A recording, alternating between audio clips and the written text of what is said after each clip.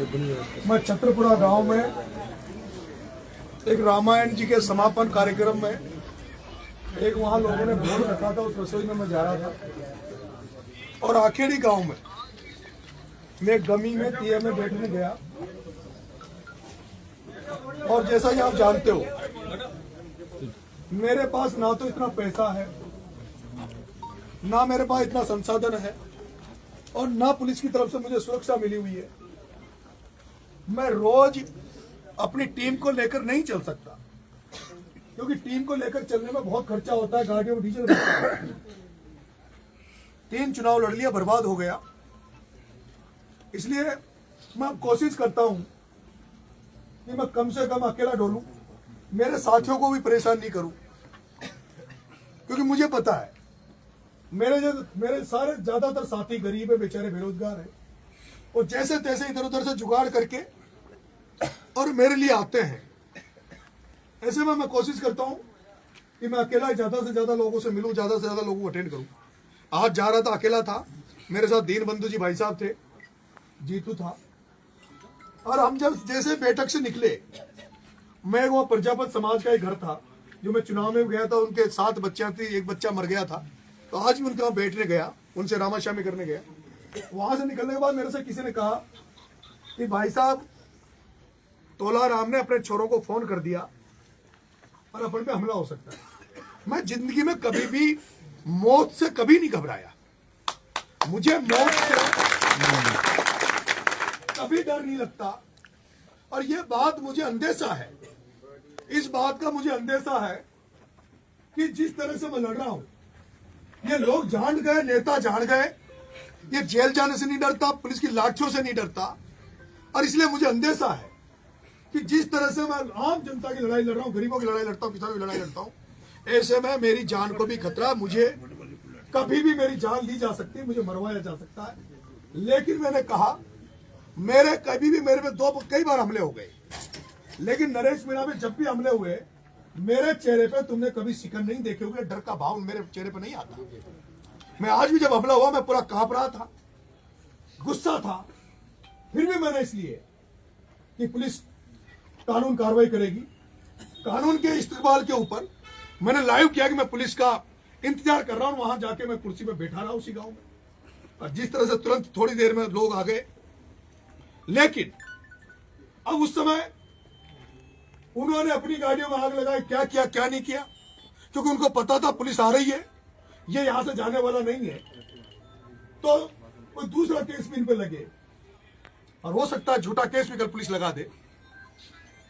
लेकिन आप सबकी ताकत की वजह से, क्योंकि मैं अगर अकेला बैठता तो शायद पुलिस भी मुझे नहीं सुनती और मेरे को उठा लाती। आप इतनी बड़ी संख्या में वहां पहुंचे, यहां पहुंचे, इसलिए आज वो आप सबकी ताकत की वजह से आज वो पुलिस की कस्टडी में, वो भाया के गुंडे, पहली बार प्रमोद भाया के गुंडे,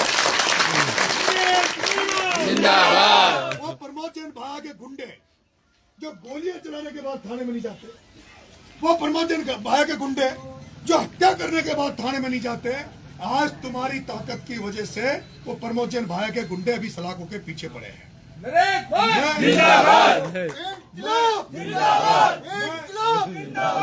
मैं यहाँ भाया के जितने भी गुंडे हैं उनका इलाज कराने के लिए, और यहाँ जितनी भी समस्या है 12 जिले में, उनको खत्म करवाना चाहता हूँ।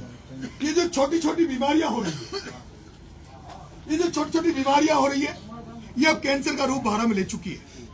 मैंने कहा एसपी साहब, मैं झालावाड़ की जेल में रहा हूं, मैंने कार्रवाई देखी है झालावाड़ एसपी की, वो जिस तरह से गुंडों पे कार्रवाई कर रहे हैं, एनडीपीएस पे कार्रवाई कर रहे हैं, वैसी कार्रवाई 12 में भी करनी होगी। जो जुआ खिलवा रहे हैं, दारू बेच रहे हैं, जो गुंडागर्दी कर रहे हैं, जो आम जन पर अत्याचार कर रहे हैं, उनके चाहे पांव तोड़ो, उनके मकानों को गिराओ। आज झालावाड़ में गुंडागर्दी करने से पहले गुंडों को 10 बार सोचना पड़ रहा है, लेकिन 12 में वो सब नहीं हो रहा और ये 12 की जनता देख रही है। एक शरद शर्मा जो प्रमोद भाई का पीए, जिसमें मुकदमा पेंडिंग है, वो शरद शर्मा आज भी सड़कों पर घूम रहा है, और शरद शर्मा घूम रहा है वो हाई कोर्ट ने जिस विष्णु गर्ग को, जिसमें पेनल्टी घोषित कर रखी है, जिसको वांटेड बना रखा है, उसको 12 की पुलिस पकड़ नहीं पा रही है। लेकिन मेरे भाइयों, मैंने आज अमरेंद्र सिंह की घोषणा करी थी, लेकिन मेरी पुलिस से बात हुई है, ये पॉजिटिवली काम करेंगे। और मैं आपसे निवेदन कर रहा हूं कि आज हम इस धरने को स्थगित कर रहे हैं, लेकिन 25 फरवरी को, आज क्या तारीख है? 20 दिसंबर। 25 फरवरी को कोई वो तो नहीं है ना, कोई कार्यक्रम, शादी ब्याह ऐसा कुछ तो नहीं है, कोई मुहूर्त तो नहीं? 25 को शादी, 25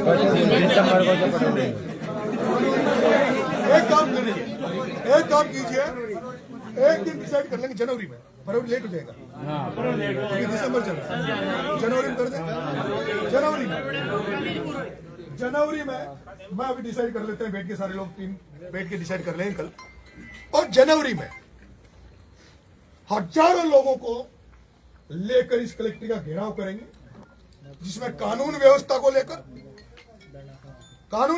लेकर, जिसमें फसल बीमा के पैसों को लेकर, जिसमें समर्थन मूल्य पर जो फसलें कटेगी उसके पहले समर्थन मूल्य में कांटे को लेकर, बिजली को लेकर कि सांगोद विधानसभा में 8 घंटे 3 फेज लाइट आती है।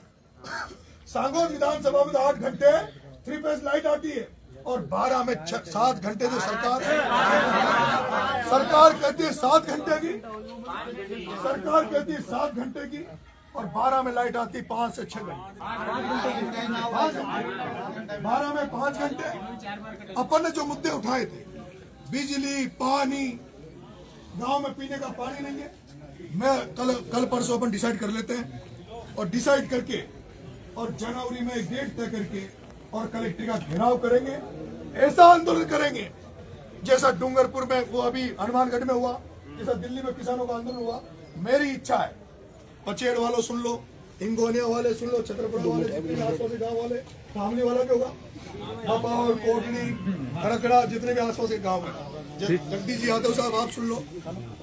ऐसा आंदोलन करेंगे जिसमें गाँव से कमेटियां बनेगी, और जैसे हम चुनाव लड़े थे, जिस तरह से हमने चुनाव में प्रचार किया था, मेरे हिसाब से 5-10 दिन में आप लोग फ्री हो जाओगे।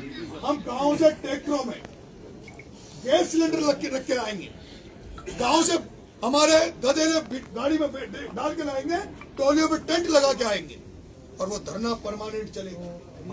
अगर ये सरकार प्रशासन नहीं सुधरा 12 जिले का, तो इस प्रशासन को बदलने का हम मुहिम छेड़ेंगे।